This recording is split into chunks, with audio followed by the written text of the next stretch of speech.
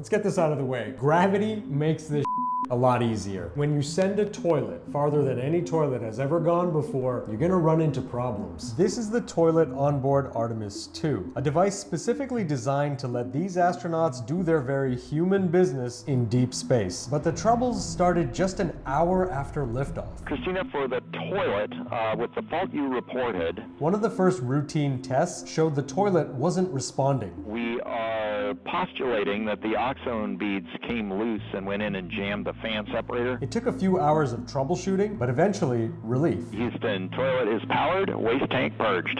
We copy that, Stan, thank you. It's worth pointing out how this toilet works. It's called the Universal Waste Management System, and it doesn't exactly work like what I'm sitting on. For one, it's basically a closet in the floor of the capsule the astronauts float on in. And when it comes to solid waste, and apologies for the hand motions, that's donated, their word, into a sealed bag that's compressed and then stored under the floor of this hygiene cabin, and then it's brought back to Earth. But liquid waste, that involves a tube and some airflow to pull the urine away from the astronaut. That's stored too, but it's occasionally vented out into space. Once we figured out that we didn't put enough water in, we put more in there, made sure that it was essentially primed, the pump was primed, and then the toilet came right back up. The crew was happy that they sorted it out really early in their trip. I'm proud to call myself the space plumber.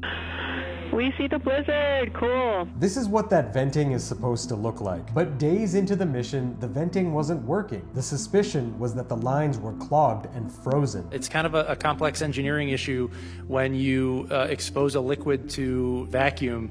It's a pretty chaotic environment. Making matters worse, a funny smell. Not the one you think. Both mission specialists, including Canadian Jeremy Hansen, noticed it. For me, it was, some sort of burning odor. NASA determined that it wasn't a threat, but still couldn't explain what it is. There's nothing about the usage of the toilet that would cause a more acute smell or a more mild smell. They didn't figure that out, but they did solve the venting. At this time, you are go for all types of uses of the toilet. And the crew rejoices. Thank you. What they thought was that the lines to vent that pee into space were clogged and frozen, so they rotated the spacecraft so that the sun hit part of it, warming up and melting that frozen wastewater. And things were going well until day 5. We just wanted to let you know that toilet right now is no-go for use. And this time a new theory emerged. There may be something going on with a chemical reaction where there's some debris that's generated as part of that reaction and it's getting clogged in a filter. But this is what a trip to deep space is. And if we want to pursue living in that deep space, these are the kinds of bumps and clogs that we have to manage.